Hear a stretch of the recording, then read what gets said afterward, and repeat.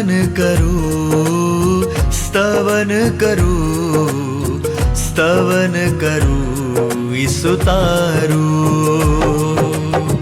વચન સુણીને ગ્રહણ કરું સહુ, તેને પંથે ચાલું.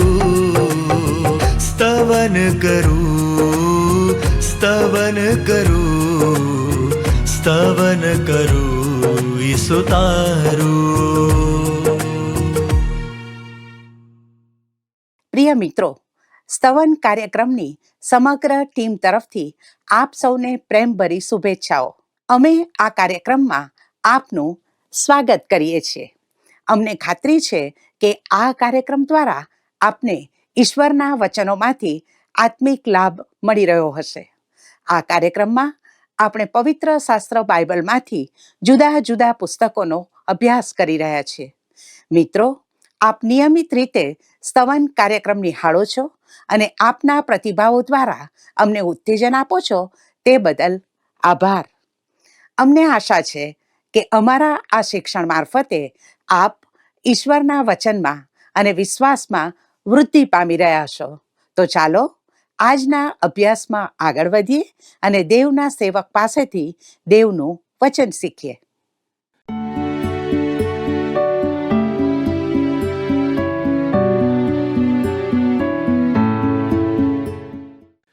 નમસ્કાર મિત્રો, આજે આપણે દાનિયેલના 10મા અધ્યાયના અભ્યાસમાં આગળ વધીશું. આ છેલ્લા 3 અધ્યાયને એક સંદર્શન તરીકે જોઈ શકીએ છીએ. તેમાં ઇઝરાયલના નજીકના અને ભવિષ્ય વિશેની વાત કરવામાં આવી છે. ઉદાહરણ તરીકે તેમાં ઐતિહાસિક નાના શિંગડાની વાત અને પાછલા દિવસોના નાના શિંગડાની વાત કરવામાં આવી છે. કેટલાક બાઇબલના વિદ્વાનો દાનિયેલના આ સંદર્શનને તેના બધા સંદર્શનોમાં સૌથી મહાન ગણે છે. જોકે તેની મહત્તા કદાચ ના લાગે, પણ તે સૌથી અજોડ ભાગ તો છે જ. તેની કેટલીક લાક્ષણિકતાઓ બીજા બધા અધ્યાયો કરતાં અલગ છે. આ છેલ્લા સંદર્શનમાં તે પ્રગટ કરવાની પદ્ધતિ પણ અલગ છે. બીજું અનોખું લક્ષણ એ છે કે તેમાં આગળના સંદર્શનની વિગતોનો સમાવેશ કરવામાં આવ્યો છે. જ્યારે તે કહેવામાં આવ્યું ત્યારે તે સંપૂર્ણપણે ભવિષ્ય કથન હતું, પણ વર્તમાન સમયમાં તે પરિપૂર્ણ થઈને ઇતિહાસનો એક ભાગ બની ગયું છે. પણ તેમાંનો કેટલોક ભાગ હજુ પણ ભવિષ્ય કથન જ છે, જે પાછલા દિવસોમાં પરિપૂર્ણ થશે. વાલા મિત્રો, શું પરિપૂર્ણ થઈ ગયું છે અને શું પરિપૂર્ણ થવાનું બાકી છે, તે બંને વચ્ચે સ્પષ્ટ ભેદરેખા દોરવી આસાન નથી. આપણે અગાઉ 2 સંદર્ભોનો સિદ્ધાંત જોઈ ગયા છીએ, જે નજીકના સમયને કે સ્થાનિક પરિપૂર્ણતાને અને ભવિષ્યમાં બનનારી બાબતો સૂચવે છે. તે સ્પષ્ટ છે કે નજીકના ભવિષ્યમાં પરિપૂર્ણ થનાર બાબત ભવિષ્યમાં બનનાર બાબતો માટે દિશાસૂચક છે. વાલા દર્શક મિત્રો, ઉદાહરણ તરીકે આંતિયોક્સ એપિફાનિયસમાં ઐતિહાસિક રીતે પરિપૂર્ણ થયેલી બાબત અને ભવિષ્યમાં આવનાર ખ્રિસ્ત વિરોધીમાં પરિપૂર્ણ થશે. આ છેલ્લા 3 અધ્યાયોને સમજવાની ચાવીરૂપ બાબત દૂત દ્વારા દાનિયેલને જે ખુલાસો આપવામાં આવ્યો તેમાં જોવા મળે છે. મિત્રો, 14મી કલમ જણાવે છે, તારા લોક પર પાછલા દિવસોમાં શું વીતશે તે તને સમજાવવા સારું હું હમણાં આવ્યો છું. કેમ કે સંદર્શન તો દૂરના કાળ વિશે છે. બીજા શબ્દોમાં તે લાંબા સમયગાળા પછી પરિપૂર્ણ થશે. તેમાં દાનિયેલના લોકો અને ઇસ્રાયેલ સાથે શું થશે તે દર્શાવવામાં આવ્યું છે. અહીં મંડળીને માટે પણ ચેતવણી છે, કારણ કે દાનિયેલ ત્યાં સ્પષ્ટ રીતે જણાવે છે કે તે તેના લોકો વિશે કહી રહ્યો છે. વાલા મિત્રો, હવે આપણે એક ભયાનક વિભાગમાં પ્રવેશ કરી રહ્યા છીએ તેમાં આત્મિક સૃષ્ટિનો પડદો અંશતઃ અને થોડીક ક્ષણો માટે હટાવી દેવામાં આવ્યો છે અને અહીં આપણને અદ્રશ્ય વિશ્વની ઝાંખી થાય છે. ભલાવો, અહીં દાનિયેલ જેવા નમ્ર વિશ્વાસીને લાભદાયી તેમજ સૌમ્ય અસર કરે તેવું ઘણું બધું તેમાં સમાયેલું છે. આ આત્મિક ક્ષેત્રમાં પ્રવેશ એક વિશ્વાસીને સારા અને દુષ્ટ, પતિત થયેલા અને પતિત ન થયેલા દૂતોના ક્રમ તરફ લઈ જાય છે.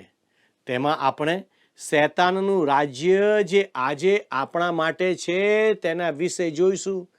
તેના વિશે હાલના સમયમાં ઘણું બધું કહેવામાં અને લખવામાં આવ્યું છે. ઘણા લોકો તેમાંની થોડી બાબતો લઈને તેમાં ઘણો બધો કાલ્પનિક વધારો કરે છે. આપણે મિત્રો બાઇબલ જે જણાવે છે તેને વળગી રહીશું. બાઇબલ જે બતાવે છે તે વિશે ધ્યાન આપીશું. કદાચ દૂતોએ સ્વતંત્ર ઈચ્છા શક્તિનો ઉપયોગ કર્યો હશે, કેમ કે તેઓમાંના કેટલાક ઉલ્લંઘન કરીને ઈશ્વર સામેના શૈતાનના બળવામાં જોડાયા હતા. તેઓમાંના કેટલાક અશુદ્ધ આત્માઓની કક્ષામાં આવે છે, જેનો ઉલ્લેખ આપણને સુવાર્તાઓમાં અવારનવાર જોવા મળે છે. દૂતોમાં જુદા જુદા ક્રમ, પદ, હોદ્દા હોય છે અને તેમની પાસે વિવિધ શક્તિઓ અને ક્ષમતાઓ હોય છે. ભલા મિત્રો, કલેશીઓનો પત્ર તેનો 1 અધ્યાય 16મી કલમમાં લખ્યું છે, કેમ કે તેનાથી બધા ઉત્પન્ન થયા, જે આકાશમાં છે તથા જે પૃથ્વી પર છે, જે દ્રશ્ય તથા અદ્રશ્ય છે, રાજ્યાસનો કે રાજ્યો કે અધિપતિઓ કે અધિકારીઓ, સર્વ તેની મારફતે તથા તેને સારું ઉત્પન્ન થયા. અહીં આકાશમાં અને પૃથ્વી પર તથા દ્રશ્ય અને અદ્રશ્ય વચ્ચેની ભિન્નતા નોંધી શકાય છે. આજે આ દુનિયાની ઘણી બધી શક્તિઓની આપણને ઓછી જાણકારી છે અને તેનું આપણે સંશોધન કરી રહ્યા છીએ.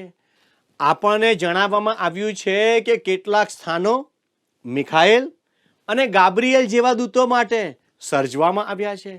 કેટલીક સત્તા કરુબીમ અને સરાફીમોને આપવામાં આવી છે. કેટલીક હકુમત સરદારોને, જે દૂતોના સમુદાયના આગેવાનો છે, તેઓની પાસે છે. કેટલીક અંગત શક્તિઓ છે જે રક્ષક દૂતો તરીકે કાર્ય કરે છે, જે હિબ્રુનો પત્ર 1 અધ્યાય 4થી કલમમાં છે. કેટલાક સત્તાધારીઓની કક્ષામાં આવતા દૂતો, જેઓ સરદારો હતા, તેઓ અલગ પડીને શૈતાન સાથે જોડાયા. સત્તાધારીઓ વિશે જે કહેવામાં આવ્યું છે તેની નોંધ કરો. એફેસીઓનો પત્ર 6 અધ્યાય ને 12મી કલમ જણાવે છે, કેમ કે આપણું આ યુદ્ધ રક્ત તથા માંસની સામે નથી, પણ અધિપતિઓની સામે, અધિકારીઓની સામે અને આ અંધકારરૂપી જગતના સત્તાધારીઓની સામે, આકાશી સ્થાનોમાં દુષ્ટતાના આત્મિક લશ્કરોની સામે છે. મારા પ્રિય દર્શક મિત્રો, આમ શૈતાને પણ તેના દૂતોને અલગ ક્ષમતામાં ગોઠવ્યા છે. જેમ એક સૈન્ય બીજા સૈન્ય સામે ઊભું હોય, તેમ બંને તરફ સરદારો જોવા મળે છે. શૈતાનના અધિપતિઓ કે સરદારો દેશનું ધ્યાન રાખે છે, તેની શક્તિઓ માણસોનો કબજો લઈ લે છે. આ અંધકાર રૂપી જગતના સત્તાધારીઓ અશુદ્ધ આત્માઓ છે, જે શૈતાની જગતની દેખરેખ કરે છે અને ધાંધલ મચાવે છે. ત્યારબાદ આકાશી સ્થાનોમાં દુષ્ટતાના લશ્કરો, એટલે જેઓ પાસે ધર્મો પર સત્તા છે. તમે કદાચ નહીં જાણતા હોય, પણ ધર્મનો વિભાગ શૈતાનનો સૌથી મોટો વિભાગ છે, જે ધર્મમાં કામ કરે છે. ઘણા લોકો માને છે કે શૈતાન ધર્મની વિરુદ્ધ છે. ના ના, ખરેખર તો તે ધર્મની વૃદ્ધિ કરાવે છે. તે ખ્રિસ્તની નહીં પણ ધર્મની વૃદ્ધિ કરાવે છે. આ બંને જૂથો આપણે જે દુનિયામાં વસીએ છીએ તે યુદ્ધ ભૂમિમાં ચહલ પહલ કરે છે. તેઓ માણસોના આત્માઓ પર કબજો મેળવવા સતત લડતા રહે છે. આપણે આ વિભાગને જોઈશું તેમ તેમ મારા દર્શક મિત્રો આ બાબતોમાં વધુ સમજીશું. આવો આપણે દાનિયેલનું પુસ્તક 10મો અધ્યાય તેની પહેલી કલમ વાંચીએ. ઈરાનના રાજા કોરેશને 3જે વર્ષે દાનિયેલ, જેનું નામ બેલ્શાસાર પાડેલું હતું, તેને એક બાબત પ્રગટ કરવામાં આવી. એ બાબત એક મોટા યુદ્ધની હતી ને તે ખરી હતી. તેને એ બાબતની સમજણ પડી ને તેને સંદર્શન વિશે સમજૂતી મળી. કોરેશનું 3જું વર્ષ ઈસવીસન પૂર્વે 534 હતું, જે દાનિયેલને 70 અઠવાડિયાના થયેલા સંદર્શન પછીના 4 વર્ષ સૂચવે છે. આ સમયે દાનિયેલ વૃદ્ધ થઈ ગયો હતો અને જાહેર કાર્યભારમાંથી નિવૃત્ત થઈ ગયો હતો. વાલાઓ, દાનિયેલને એક બાબત પ્રગટ કરવામાં આવી. તે નવા પ્રકારના સંદેશા વ્યવહારને સૂચવે છે. તે બાબત અથવા વચન સાચું હતું, પણ તેને પૂર્ણ થવાનો સમય દૂર હતો. તે સૂચવે છે કે તે દૂરના ભવિષ્યમાં પૂર્ણ થશે, હાલના સમયમાં નહીં. તેને એ બાબતની સમજણ પડી ને તેને સંદર્શન વિશે સમજૂતી મળી. તેનો અર્થ એ થયો કે આ સંદર્શનની સ્પષ્ટ સમજૂતી દાનિયેલને આપવામાં આવી હતી. ભાલાઓ, હવે આપણે બીજી અને ત્રીજી કલમને નિહાળીએ. તે દિવસોમાં મેં દાનિયેલે આખા 3 અઠવાડિયા સુધી શોક કર્યો. આખા 3 અઠવાડિયા પૂરા થતા સુધી મેં સ્વાદિષ્ટ ભોજન કર્યું નહોતું, તેમજ માંસ કે દ્રાક્ષારસ મારા મુખે ચાખ્યો ન હતો, તેમજ મેં મારે અંગે બિલકુલ તેલ ચોળ્યું નહોતું. વાલા દર્શક મિત્રો, દાનિયેલે 3 અઠવાડિયા સુધી સ્નાન કર્યું નહીં. દાનિયેલે કેમ શોક પાડ્યો તે આપણને જણાવવામાં આવ્યું નથી, પણ આપણે અનુમાન કરી શકીએ છીએ. યાદ રાખો કે તે કોરેશનું 3જું વર્ષ છે અને તેણે પહેલા વર્ષમાં ઇઝરાયલને તેના દેશમાં પરત જવાનો હુકમ કર્યો હતો. તમે જુઓ એઝરાનું પુસ્તક, તેનો 1લો અધ્યાય 1 થી 4 કલમ, જેમાં તે મળી આવે છે. હવે 2 વર્ષ પૂરા થઈ ગયા છે અને ફક્ત અલ્પ સંખ્યામાં લોકો જરુબાબેલની આગેવાનીમાં ઇસ્રાયેલ પરત ફર્યા હતા. આ એઝરા અને નહેમ્યાની આગેવાનીમાં પરત ફરેલા જૂથો પહેલા બન્યું હતું. આ સમય દાનિયેલ માટે આકરો હતો, તકલીફવાળો હતો, મુશ્કેલીવાળો હતો. ઈશ્વરનો આ વૃદ્ધ પ્રબોધક 90 વર્ષ વટાવી ચૂક્યો છે. તેનું હૃદય વ્યથિત થઈ ગયું, કારણ કે તેના લોકો પોતાના વતનમાં પરત જવા માગતા નથી. કદાચ કોરેશના પ્રથમ વર્ષમાં સક્રિય વહીવટમાંથી નિવૃત્તિ લીધા પછી તે ઈશ્વરની સેવામાં સંપૂર્ણપણે સમર્પિત થઈ ગયો છે. તેણે 3 અઠવાડિયા ઉપવાસ કર્યા, કારણ કે તેને તેની પ્રાર્થનાનો જવાબ મળ્યો ન હતો. ભાલાઓ, દાનિયેલનું પુસ્તક 10મો અધ્યાય ને 4થી કલમ જણાવે છે, પહેલા માસને 24મે દિવસે હું મહાનદીને એટલે હિદેકેલ તિગ્રીસ ને કિનારે હતો. તે વખતે હવે દાનિયેલ આપણને તેને ક્યારે સંદર્શન થયું અને તેનું પ્રકટીકરણ મળ્યું તેનું ચોક્કસ સ્થળ અને તારીખ આપે છે. તે મોટી નદી હિદેકેલ એટલે તિગ્રીસ પાસે હતા. સમય નિસાન માસનો 24મો દિવસ એટલે 24મી એપ્રિલ હતી. દાનિયેલ અત્યંત ચોકસાઈથી તારીખ આપે છે. તેનાથી ટીકાકારોને મુશ્કેલી પડે છે, કારણ કે જેણે આ લખ્યું છે તે ચોક્કસ તારીખ આપી રહ્યા છે. તે દાનિયેલના પુસ્તકની કોઈ પાછળની તારીખ આપી રહ્યા નથી. વાલા દર્શક મિત્રો, હવે દાનિયેલને મહિમાવાન ખ્રિસ્તનું સંદર્શન થાય છે. મિત્રો, હું માનું છું કે દાનિયેલે રૂપાંતરિત થયેલા ખ્રિસ્તને મૂસા કે એલિયાને પહેલા જોયા હતા. તમે જુઓ કે હંમેશા 3 પ્રતિનિધિઓ જોવા મળે છે. મૂસા નિયમોનું પ્રતિનિધિત્વ કરે છે, એલિયા પ્રબોધકોનું પ્રતિનિધિત્વ કરે છે, પણ દાનિયેલ જેવો બંદીવાસમાં હતા તેવા ખાસ લોકોનું પ્રતિનિધિત્વ કરતો હતો. હવે તેને ઉત્તેજન આપવા માટે સમય પહેલા મહિમાવાન ખ્રિસ્તનું સંદર્શન આપવામાં આવે છે. વાલા મિત્રો, દાનિયેલનું પુસ્તક 10મો અધ્યાય 5 અને 6 કલમ જણાવે છે, મેં મારી આંખો ઊંચી કરીને જોયું તો જુઓ, શણના વસ્ત્ર પહેરેલો એક માણસ ઊભો હતો. તેની કમર ઉફાઝના ચોખ્ખા સોનાના કમરબંધથી બાંધેલી હતી.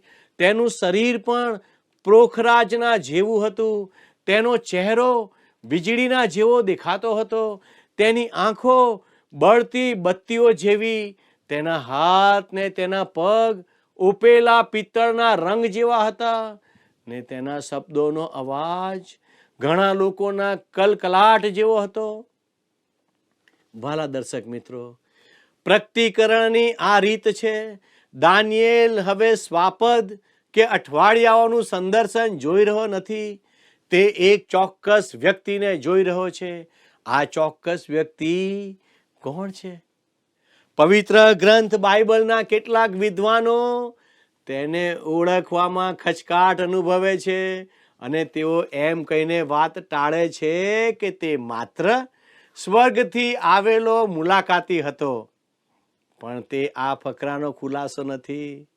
મિત્રો, હું માનું છું કે તે વ્યક્તિગત ખ્રિસ્ત છે. જ્યારે પ્રભુ ઈસુ ખ્રિસ્ત પૃથ્વી પર હતા ત્યારે તેમણે ઘણા દ્રષ્ટાંતો કહ્યા અને તેમાં ચોક્કસ વ્યક્તિની પ્રવૃત્તિની વાત કરે છે. તે ચોક્કસ વ્યક્તિ ક્યાં તો ઈશ્વર પિતા અથવા ઈશ્વર પુત્ર હતા. જે ચોક્કસ વ્યક્તિની આપણી સમક્ષ આ વચનમાં વાત કરવામાં આવી છે તેમના વ્યક્તિત્વ અને પહેરવેશની વધુ માહિતી આપવામાં આવી છે. યોહાન દ્વારા પ્રકટીકરણમાં સ્વર્ગારોહણ પછી મહિમાવંત ખ્રિસ્તના સંદર્શન સાથેની તેની સરખામણીમાં કેટલી બધી સામ્યતા જોવા મળે છે. પ્રકટીકરણ 1:12 અને 16 લખ્યું છે, જે વાણી મારી સાથે બોલી તેને જોવાને હું પાછો ફર્યો અને ફર્યો ત્યારે મેં સોનાની 7 દીવી જોઈ.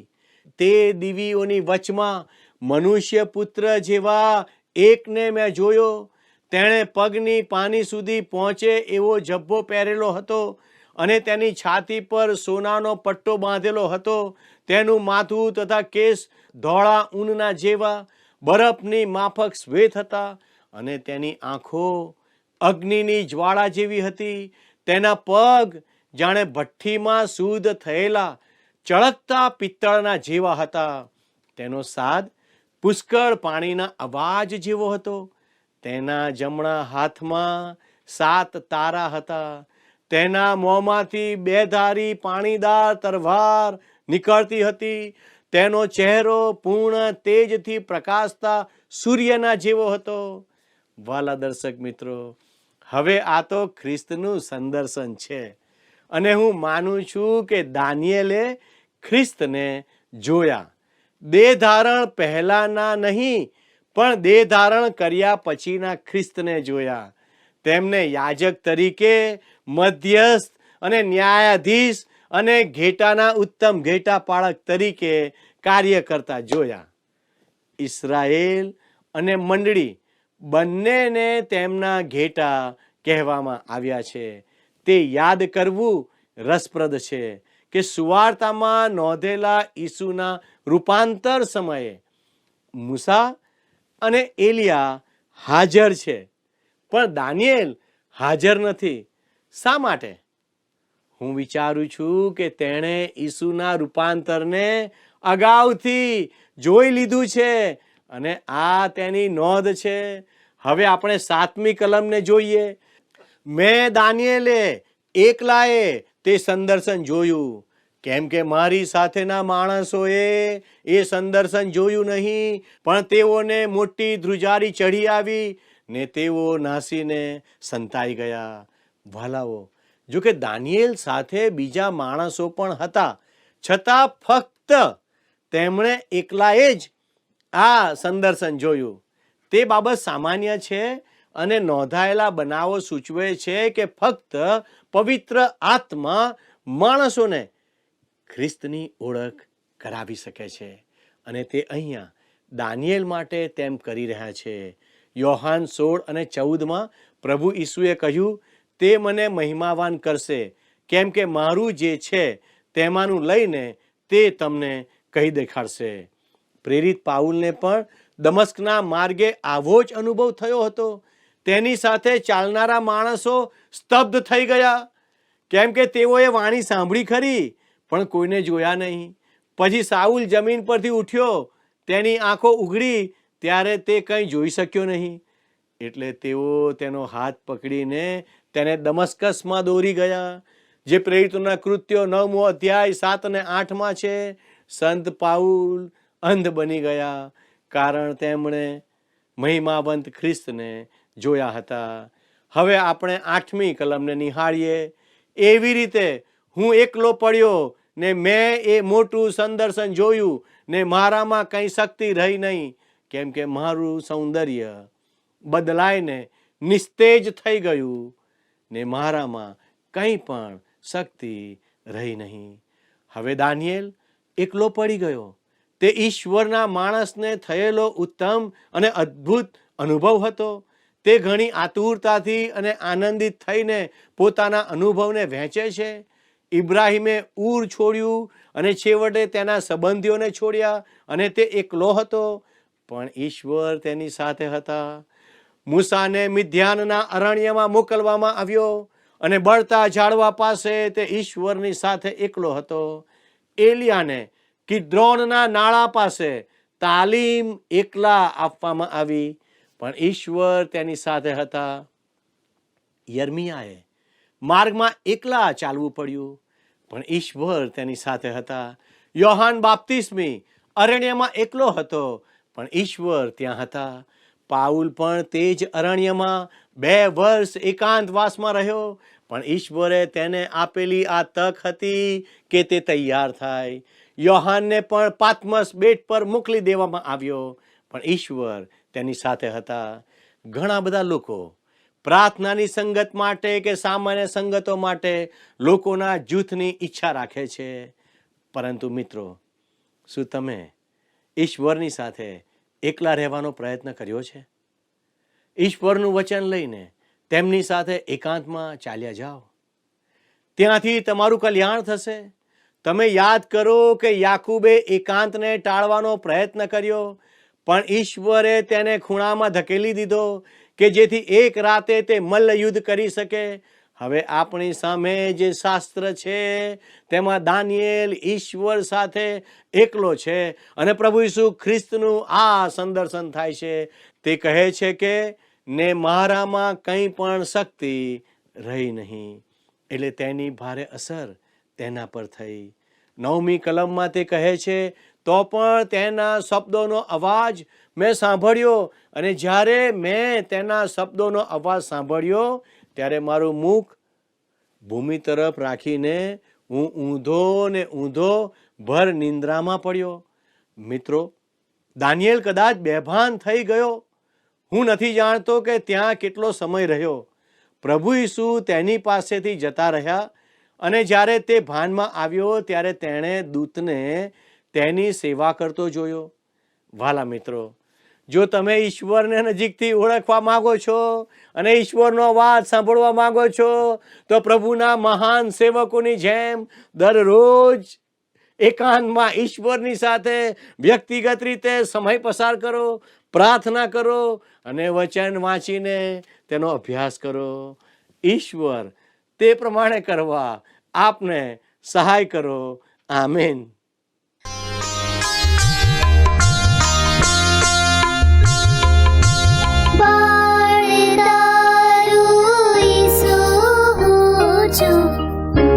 શિવારો